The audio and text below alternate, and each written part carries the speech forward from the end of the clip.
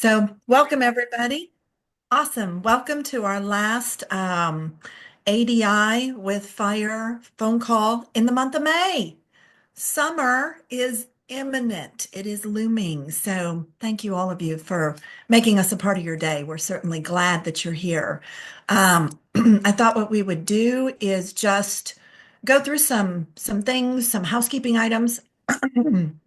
Make sure that we're communicating effectively and that everybody feels like they know exactly where the project is and where we're headed. So let me see if I see anybody. No, I am just among friends. It's just everybody that we know. So I don't have to do any introductions.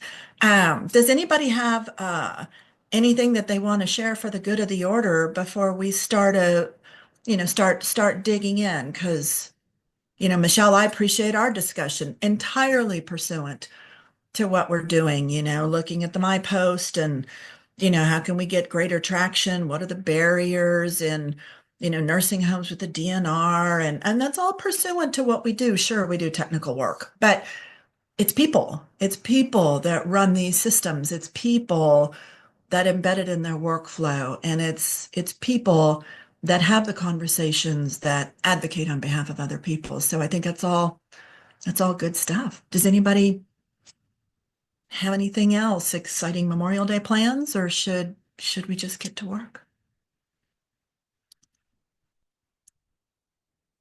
Y'all are so chatty. So I'm going to Maine, so you are. yeah. Are you going to sail? Not yet. No, no, but working towards that. Right. That's wonderful. Yep. Well, for those of you who missed it, I'm going to be in the Heartland this weekend. I will be in Iowa with family on Clear Lake, celebrating a 90th and an 80th birthday, which is worthy of celebration. So, there you go. And in the spirit of what our friends at MITRE have suggested that we do, I have my camera on, which is not my favorite thing for those of you that know me, but maybe it'll just provide a better forum for a discussion. So, all right, if nobody has anything to bring forward, Dave, do you want me to just do a quick overview of the CMS Connectathon, or how would you like to I'm happy to align? cover. I'm happy to cover it if you'd like, or if that works. That Or would just be super. Let's just remind everybody what we're doing. We have so refined the story and really taken it to, something that could happen in real life. Those of you who do this work all day, every day, if you see something in the story and you're like, wow, I wonder if that would happen in real life, or I wonder if that's really the way that the provider sees it, or, my mother or, my sister would see it. Please speak up, because while the story itself is frozen, little details about how we seed it more closely to what really happens in the real world, we welcome and embrace those changes. So I will go off camera, and Dave, please go ahead and take it away. yeah, so I'll just cover some excuse me, high level stuff. So the CMS Connectathon is a little different. The focus is really on CMS. So it's a great opportunity to demonstrate what we've done. CMS does sponsor this project. We've submitted track proposals for two tracks: Advanced Healthcare Directive Interoperability and Transitions of Care. And we do cover Connectathon planning at our Thursday calls, which are 10 or 11, 10 to 11 tomorrow Eastern Time. And that's the Zoom link there. The scenario story is frozen at this point. We are in the process of updating the track pages and moving on to sample data creation and role determination. If you are interested in participating, please attend the Thursday call. That's where you will find out all about what we're up to. The Connectathon itself is July 15th to 17th. You can get access to this information on this from this link. It's free and no charge. The registration is open as we speak. It does close on June 30th, so there's still a decent amount of time to register. Uh, Again, a little different agenda for the CMS Connectathons. Day one is typically presentations on policy and technology. If you want to find out what's going on at CMS, that's a good day to attend.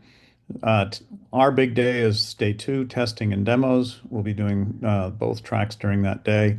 And then track three, day three, there will be track highlight presentations, which again is a little different. We're not just putting things into a Google Doc, which may or may never ever get seen again.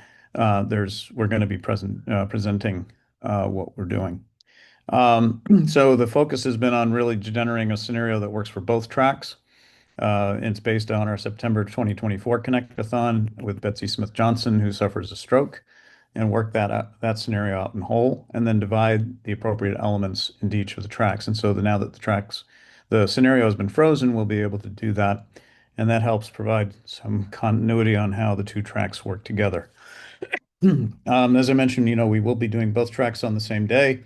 We'll be doing transitions of care in the morning from 9 to 1 o'clock. That does include elements of personal functioning engagement, PFE, and standardized medication profile, SMP. And then we will move to the main event for this group, which is the advanced directive healthcare, healthcare directive interoperability. So the 4 hours will be divided into four sections. There'll be a kind of a kickoff and overview of what we're doing. Then there will be an hour of testing, and that's really just sort of setting things up for the demo. We won't have much time to debug or anything, so all of the testing will happen before we get to the Connectathon. Then 1 hour for the demo, and then 1 hour to answer questions. And so each of the tracks has that sort of schedule to it, and we'll squeeze lunch in between. So as I mentioned, this is kind of the timeline. Participant commitment and scenario frozen. We've accomplished that as of last Friday. And so now we're in the midst of sample data. We're looking to do a complete draft by June 5th and then freeze the sample data, excuse me, on June 19th, and then have a demo run on June 26th, right before the holiday, and then right after the holiday, do another one on July 10th, and then hopefully we're all ready to go for the Connectathon testing on the 16th. So that's sort of the high level view of that. And then let me see if I can bring up uh,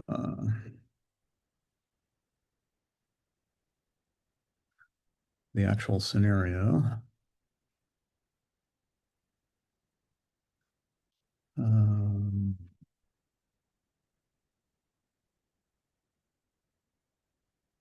May, do you have that handy by chance? The what? The details of the scenario. Um, I have it in a different format, or I can give you the track page link. Oh, is everything in the track page now? I think so. Okay, then I'll just go to the track page then. I mean, Dave, Dave, just send the Google Doc to the chat Okay, window. great. Thanks, Yolanda. oh, the Word doc, the Word doc that has the scenario discussion. Yep. Yeah. So we'll go through that. Let me share again. Apologize for the delay. Uh, all right. So this is basically the scenario as that we've frozen. This is before we divided that up. But basically, in scene zero, which is the background scene, we have Betsy Smith Johnson, who's a female over 65 years old. She was born in 1950, so she's 70, almost 74. Eligible for Medicare. She lives in Michigan with her son Charles Johnson, and Charles is her healthcare advocate. And Betsy Smith Johnson has structured personal advanced care plan and a minimally structured mental health advanced directive from early 2024, and she has shared them with her son Charles. And so to ensure that he can speak for her if she's unable to do so. She experiences a fall at home on March 28th, 2025, and is taken to the emergency department after 3 days in the hospital. She's discharged to a skilled nursing facility, and she receives therapy and rehabilitation so she's able to return home to her son and her daughter-in-law, Lisa. During that skilled nursing facility stay, as part of her admission processing, the care team created a portable medical order in April of 2025 to reflect excuse me, her treatment preferences and goals of care as appropriate for that jurisdiction and care setting. Betsy desires CPR and full treatment and is focused on getting back home and back to her family. Then, after 3 weeks in the skilled nursing facility, she's discharged and to her home in April. And prior to discharge, an assessment is completed to ensure her home is safe for her to be discharged to. And to support her at home, she's prescribed a walker and a 3-in-1 bedside commode. She spends about 2 weeks at home after being discharged from the skilled nursing facility prior to scene one.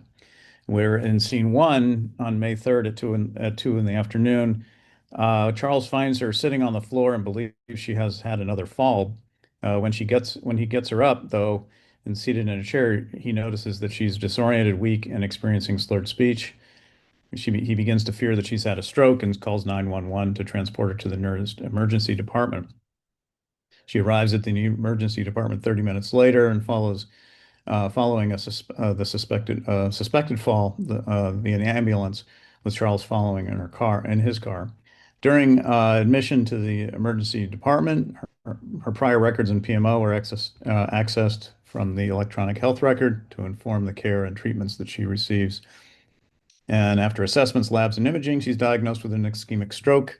Symptoms that are documented are aphasia, weakness, numbness in the right arm, trouble understanding and balance issues, and Betsy is reassessed.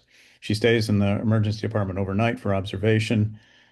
Charles returns home and to get some sleep, and in the following morning, she's assessed, from which the conclusion is made that Betsy has improved to the point where the decision to transfer to a skilled nursing facility in their network is made. She's discharged from the emergency department on May 4th. Charles accompanies her and transitions, and data is prepared, and final reports are created by the emergency department for Betsy. Includes a discharge summary, discharge medication list, and multiple assessments that have been performed. She's admitted to the skilled nursing facility in scene two. Charles helps the skilled nursing facility team get her settled in her room. They receive the emergency department data, her PACP, Personal Advanced Care Plan, Mental Health Advanced Directive, and Portable Medical Order, and signs her initial orders consistent with her completed admission assessments. The referral is made to a consulting clinical pharmacist for deep dive transition of care, medication reconciliation. PHQ-9 and BIMS assessments are performed on Betsy, which prompts an update to her Mental Health Advanced Directive. And then at Betsy's request, on May 8th, the skilled nursing facility team creates a new portable medical order to reflect her desire to receive more comfort-focused care, which includes a prohibition against future avoidable hospitalizations, and at her request, helps her update her personal advanced care plan and mental health advanced directive to align with her portable medical order, so there's no confusion should another health crisis occur. The stroke at home, most recent emergency department visit, and new skilled nursing facility stay has caused her to rethink her previously expressed preferences.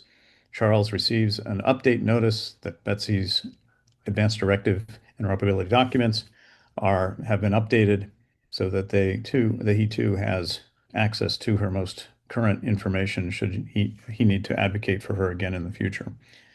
The skilled nursing facility team develops an initial care plan with treatment preferences, care experience preferences, and integrates the services and support she needs to be able to discharge home safely, such as speech language pathology, physical therapy, and occupational therapy. Medication regimen is adjusted in the skilled nursing facility following the medication reconciliation risk assessment that gets done and distribution of the action plans. Due to the medical need, she stays in the skilled nursing facility for 30 days following her discharge from the emergency department. She meets the criteria to be able to discharge home with home health services due to functioning and health status that she's achieved at the skilled nursing facility, which follows an assessment of her home for safety. Betsy is discharged from the skilled nursing facility on July 2nd, and Charles supports her transfer from the skilled nursing facility to her home with supportive home health services. Data is prepared and exchanged so that the home health agency has the information that they need. Betsy arrives home, and the home health team members arrive again also 30 minutes later, on July 2nd, and They have developed a care plan for her, used based on the information they received from the skilled nursing facility, including her most updated advanced healthcare documents and skilled nursing facility assessments.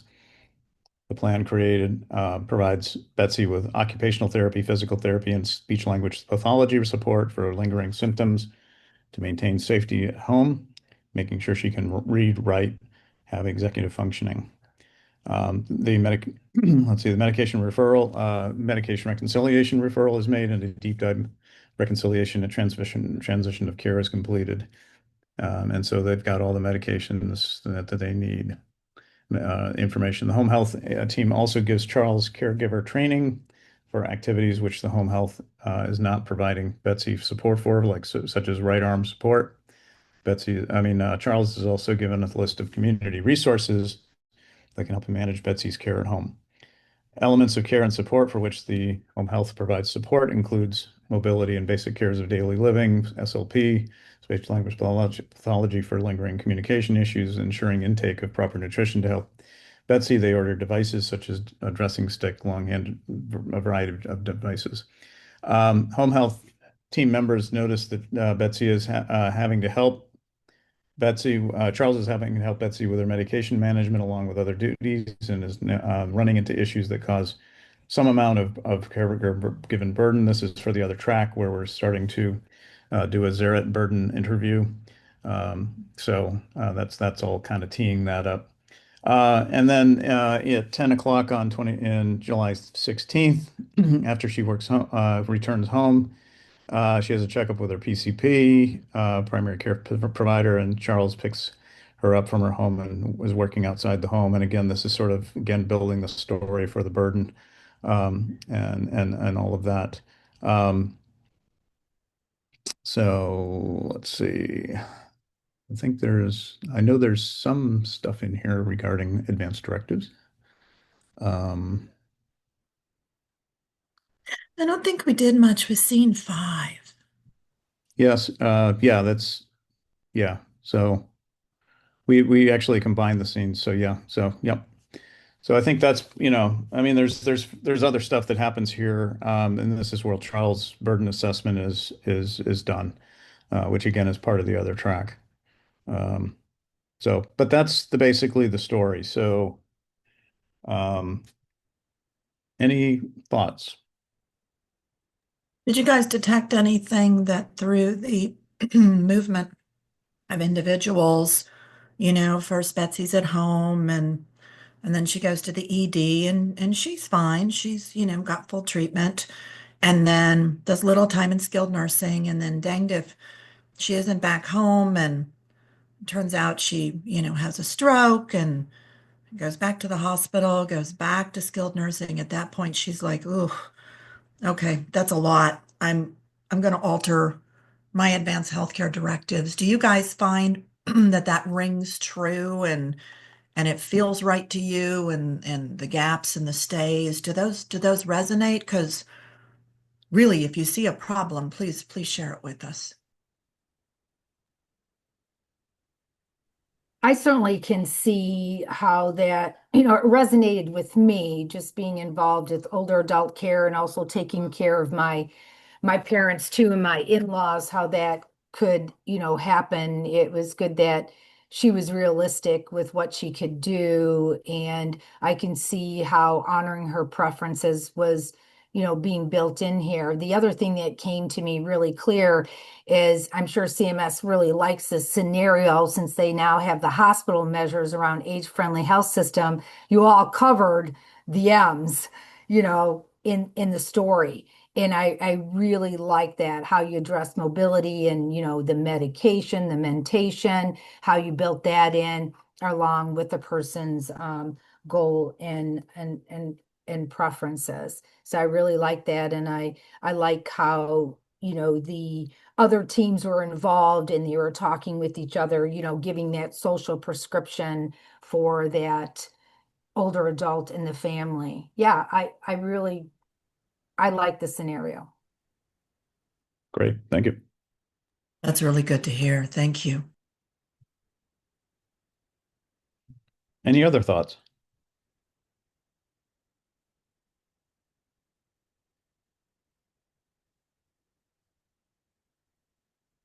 Any objections to this story?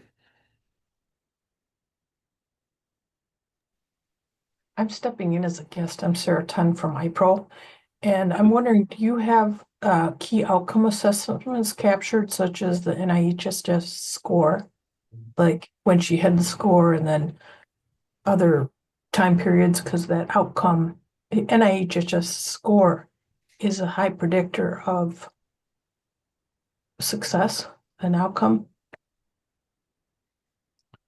Yeah, I don't think we have that one necessarily in mind, but that's certainly something we can talk about. I don't know about this necessarily. I mean, we could talk about it this time, but or it might be for a future Connect-a-thon. The ones that we've centered on a lot are the assessments, required by CMS. Um, the BIMS PHQ-9. Um, and one of the ones that we're adding is the zero burden interview. But we could, think about, depending on how involved that assessment is, we might be able to squeeze it in. We'll see. Yeah, I'm just curious in general, because I'm sure there's other outcome assessments for the other examples, but stroke in general, the Mm. NHSS and other clinical. So that would be an NHSS as a clinical score, but also you're collecting assessments on caregiving and burden and that kind of stuff. But what about functional status, patient-reported outcomes? And this is my first call with you all, so I'm Sure. just wondering um, where some of that stuff is captured, or it could be pulled too. Yeah. So when we talk about the assessments, functional status is definitely part of that. And so is cognitive status, and things like that. And we've done that kind of work before. And so that'll be included. Um, I think as far as patient-reported outcomes, with healthcare, I mean, there's all kinds of different aspects and facets to this. But I think for this, we're trying to kind of, trying to focus on the areas that Passio is directly involved in. There are other projects that do patient-reported outcomes. And that might be something, we did do an integration track back in January, and we'll probably do others in the future. And that is definitely, I think, something that we can think about trying to incorporate. But for this Connect-a-thon, we're trying to be a little bit more focused on showing the things that, Passio has been doing, and to sort of demonstrate to CMS, okay, here's what you've spent your money on, and here's what we can show you. Okay, thank you. I have to step off. Unfortunately, I'll be back another time. But it's just like when we think about all this detail, it's very good.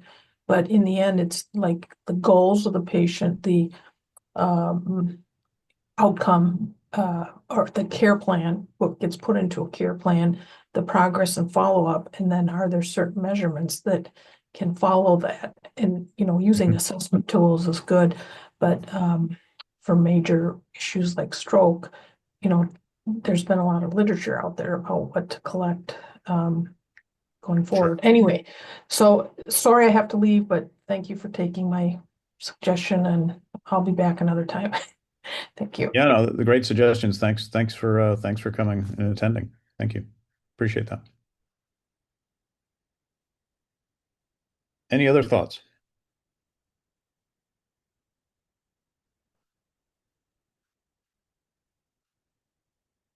All right, I'll hand it back to you, Maria.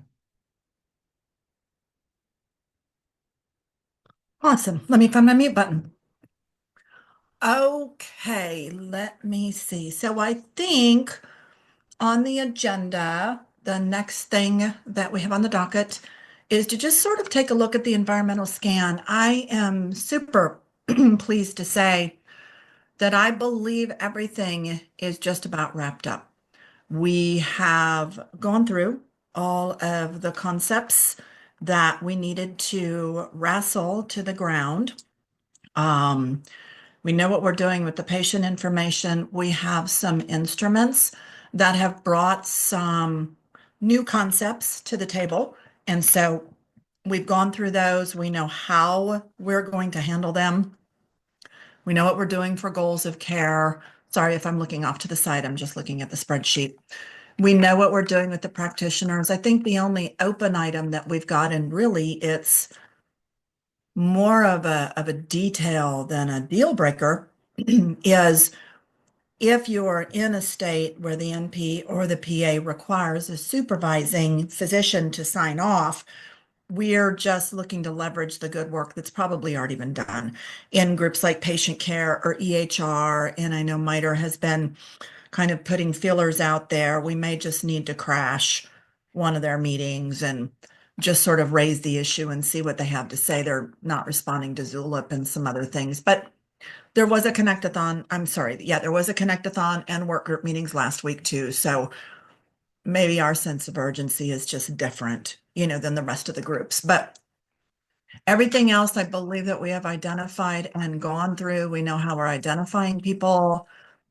We know how we're going to represent the guidance on those portable medical order documents so that we're faithful to the form. If you have an organization that goes to implement and you guys have seen CDAs, I'm sure. So CDAs can be sort of dynamically constructed.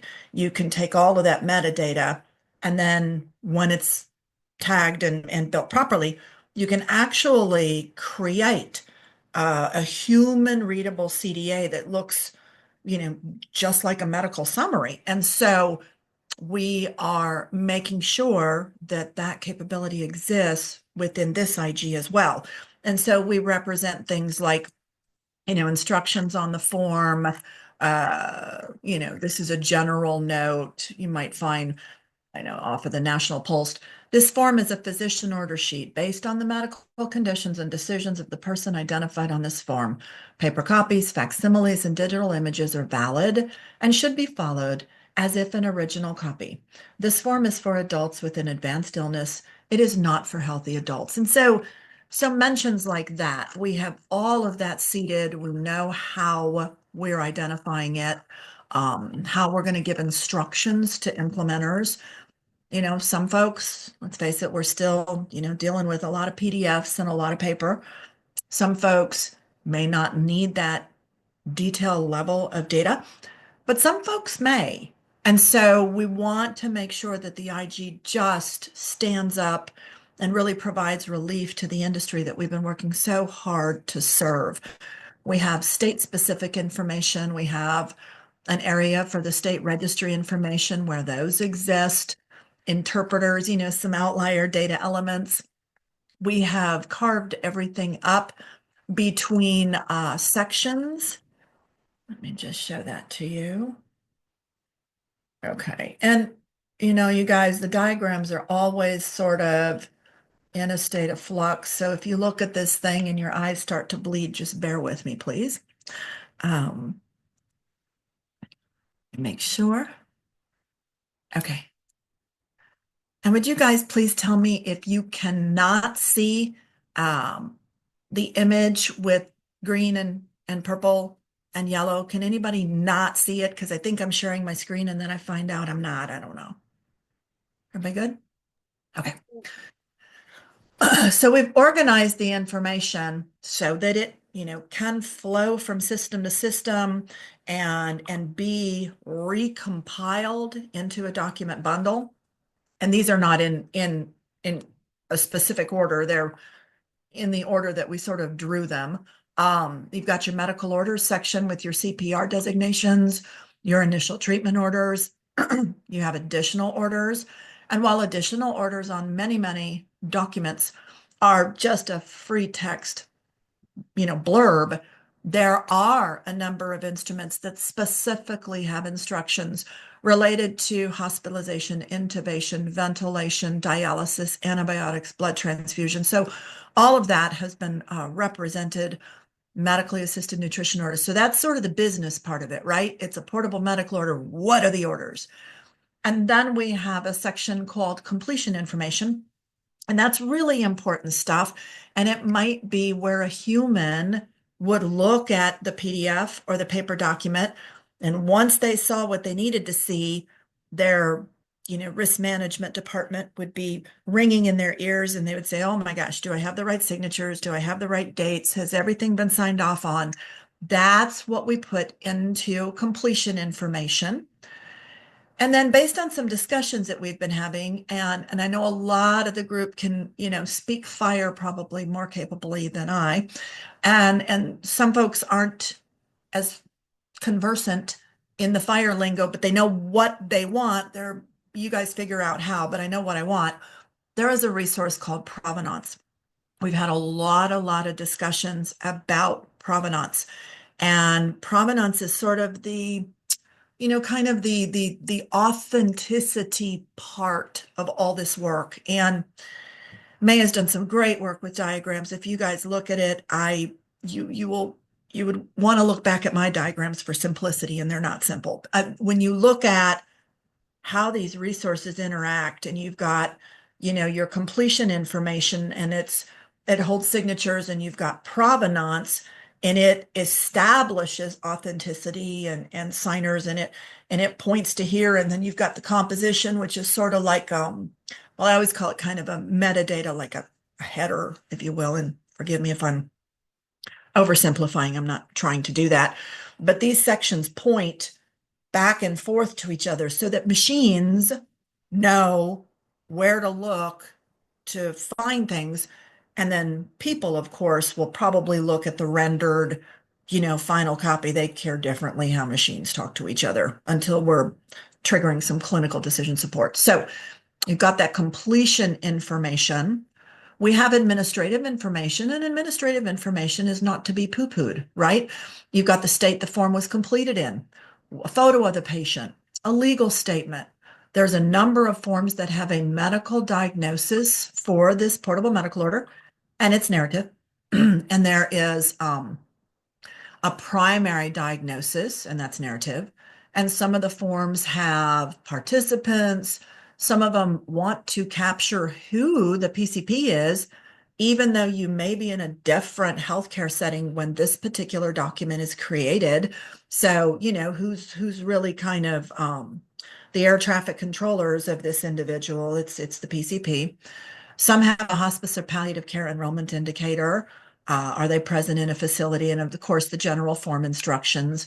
And then there's a personal health goal, which we've talked about.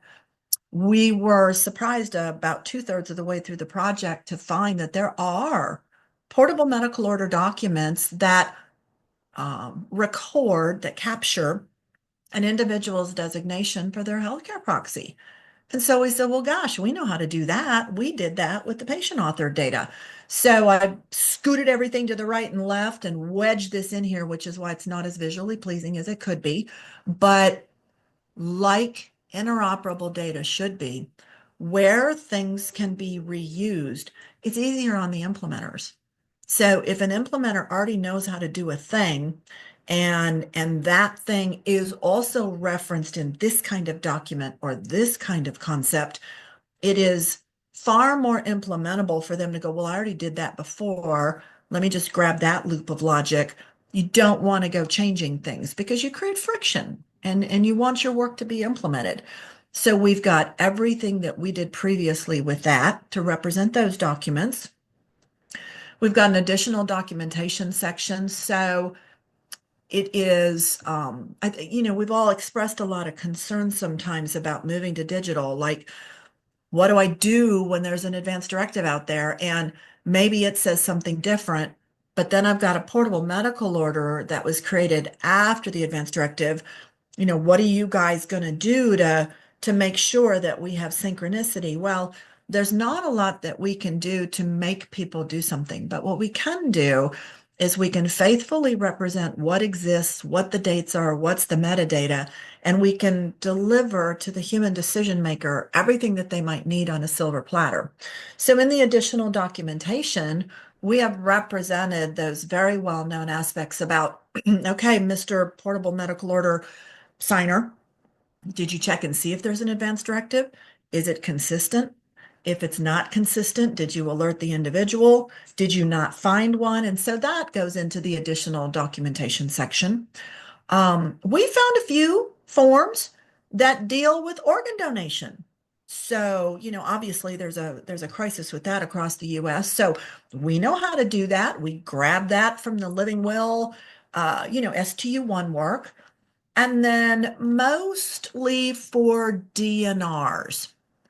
I think there was one or two traditional portable medical order documents that had the provision for a witness or a notary, but mostly for DNRs, because I mean, let's face it, this is life and death stuff we're talking about. Some of them had witness or notary. Again, we know how to do that, so we pulled it over. So I thought I would just kind of show you guys how it's all coming together. Although those of you who have been along for the long haul, you're already very well aware of that. So we've just got one or two things that we need to line up. The bulk of the work has been discussed. We've had numerous conversations with May and Dave and the rest of the team at MITRE. And for them, it's a lot of heads down work as we've described a solution. You know what? We should do that this way. They are doing that hard work of engaging, with other work groups to make sure that if they did something different, we didn't do ours different unless we had to because our use case is different. Um, and so really, I think we're going to be moving into the summer season with narratives, tables, better explanations, some for instances, and really providing a narrative to say, oh, if you're in a state and you have this thing, we put that guidance here.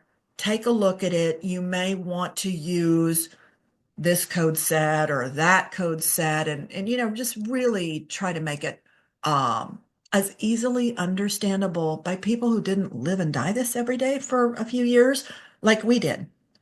So I think we're in a really good place on the environmental scan.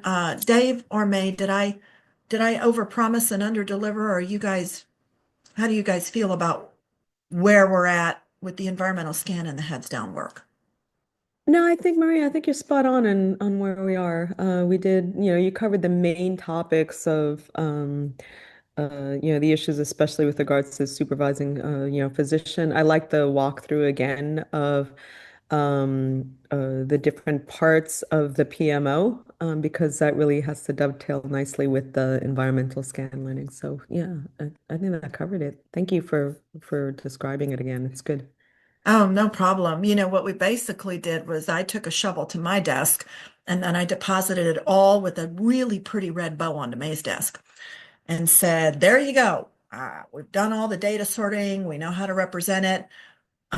We'll talk to you in a few weeks when you dig out of this mountain that we've placed on your desk. So, the team at MITRE has a lot of work to do. Interrupting all of that in a very, very good way is the CMS Connectathon with Dave, which Dave just reviewed with you.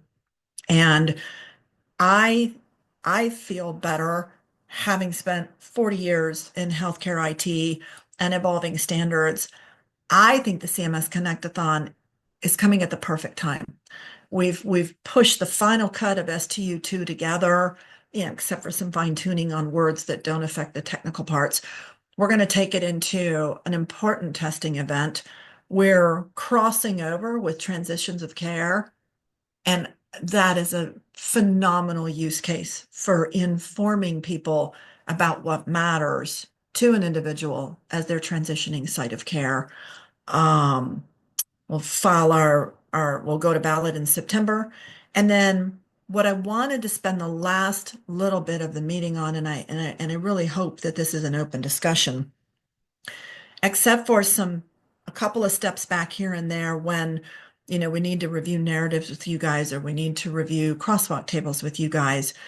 I think we're at a point where we're going to start getting the environmental scan in order and preparing for mental health or psychiatric advanced directives.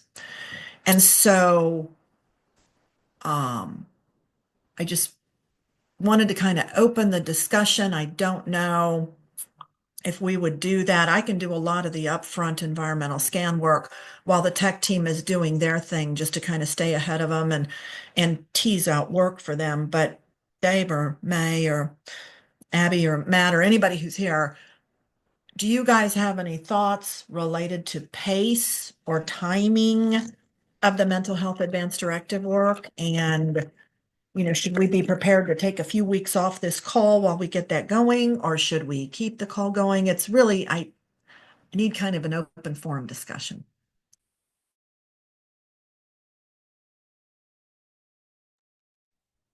I think because you've been leading this work for, quite a while, I came in towards the tail end.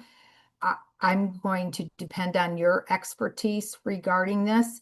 I do appreciate that you connected us with a webinar that some of us could attend just recently around the advanced directive for behavioral health. I really enjoyed that. I was glad I was able to block off those 3 hours of time, which was very enjoyable, and I learned enough. So I would just have to lean on your expertise, what you think is best. So what do you folks at MITRE think? I mean, do you guys think that we should maybe skip the meeting 2 weeks from now while we get things ready for the Connectathon and then pull the community back mid to late June and sort of wrap up STU2 with a bow, at least the technical work, and then start on mental health directives? I just thought we could just sort of talk through that, Dave or Tina or Abby or anybody. Yeah, I guess Um, go ahead, May. yeah, I was gonna say, yeah, that I mean that might make sense to do, given the urgency of Connectathon. But in terms of work, we're still making changes to the IG. We don't, it'll help to increase the list of, what we've done so that we can review it with the community, right, Yeah. before we close that out. And we also still support mental health advanced directives, at least in the unstructured form. So if we were to prioritize what to test in the Connectathon, it would be definitely the PMO work, a lot of our work with the signatures, right, to add. I think that's very important, especially for, we have some of the participants who, say like Washington, that might need to be aware of some of the new changes and how to potentially test them. So it makes sense to take the pause on mental health for a couple of weeks while we solidify those changes and then share them back with our Connectathon participants. What do you think, Dave? Yeah, I think that makes sense. I mean, the thing is, we've got the Connectathon from the 15th to the 17th, and then we have the IG frozen deadline for review for the September ballot on July 22nd. So it's bang bang. So we've got to, but I think as long as we're able to hit those things, I'm fine. Okay. Got it. I've got a note. Okay.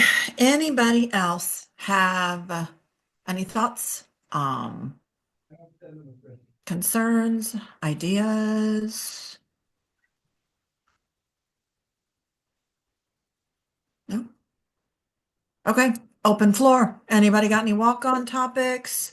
We will be bringing back to you guys, especially a lot of the narrative stuff, but as we're processing JIRA tickets and really kind of taking those action items and bringing them to fruition, we will be reviewing all of them with this community. So we're not going anywhere. I know sometimes summer is hard with NHL7. People aren't always as available because of their own summer plans. So again, I think it's kind of perfect. It's like perfect timing that everything's happening just the way it needs to. But I'm interested in any thoughts or any feedback that anybody has, and if you don't have any thoughts or any feedback, then we'll go ahead and give you a few minutes back in your day. And I'm so excited for what's happening this summer, and I'm so Hold on, grateful. I have a Get quick, it, Abby. just this will take 3 seconds. The coming up in June is the National Pulse Collaborative annual meeting. And I think, Maria, if there's anything you want to include from this group in the tech committee report, let me know, because this might be valuable information to, get Sure. some of the information on portable medical orders out to the larger, national pulse community. I love that idea, Abby. Let me see what I can do to create some assets and some content for you. I think, yeah, I go to the American Medical Directors Association or, even talking with Michelle from GAPNA, and they're like, "What? You guys are working on something digital? Oh, we thought we'd always be on paper." So sometimes it's really fun to let them know the day is coming. I mean, it's here. And this is really in the weeds for most people. You're talking to a lot of palliative care providers or program, pulse program admin staff, but and I think the tech committee has like 5 minutes of the whole meeting. So just like if you have a 30-second snapshot that you want me to present or anything like that, just let me know and I'll bring it to Eric Fromme. And I think it could be good just to let the community know that this has been in the Yes. works for so long. And Yes. I think really just advertise all the hard work that y'all have done. Well, thank you, Abby. And I look at, even what's happening with Tefka and the Q-hins. I think the industry knows many, many, many things are going digital, right? You're going to be able to stick your hand in the big jar of cookies and pull out interoperable data, whether you have or haven't before. And I think there's a lot of anticipation. So I don't think it'll be a surprise. I agree with you. I think it'll be good news. It'll be reaffirming. So, Dave, I can work with you to prepare a little sound bite that we could send off to our friend Abby. Okay. Yeah, that'd be great. Cool. Wonderful. Even better if it's something that can be distributed, like a one pager or a slide that can be distributed to the larger group. That would be wonderful. And who knows, Dave, maybe we'll drive some more Passio membership along the way. Yeah, that'd be great. Yeah, the other thing that came up is I did a presentation on Passio to my division within MITRE. And one of the things that came up, an idea that someone came up is, have we reached out to VA, Veterans Affairs? And so that might be another possible avenue to pursue. Now, that sounds like a good idea. We've had Charles Gabriel along, and Yeah. he heads, a big division within FHIR, the Federal EHR Modernization. And I've actually done two presentations for FHIR over the last year, and they represent DOD, active military, Coast Guard, inactive military. I mean, everybody. And so I've tried to keep them updated and abreast, but I think now that, we're getting to the end of STU2 and we're pivoting to mental health advanced directives, maybe that's a really good point to follow up on, is to say a lot of our vets have, behavioral health concerns. And you guys want to come along and advise this next part, because I think that would be super impactful to have that voice. All Hmm. right, nifty. Yep. Cool. Well, I don't want to keep you guys any longer than we need to. I am wishing you a very happy, safe Memorial Day weekend. We will not talk to you next week. We will plan for the week after. We will adequately communicate if we need to cancel that one meeting just because we're heads down getting ready for the CMS Connectathon. And as always, and they're not just words, we are so thankful that you were all here, that you have shared your experiences, your guidance, and your expertise. We are very proud of the work that you guys have co-authored, and we look forward to seeing you next time we meet. Stay safe. Hey, Thank you. Yep. Thank you. Thanks, Everybody. everybody. Yep. Bye-bye. Maria, just quickly before, are we still meeting on Friday?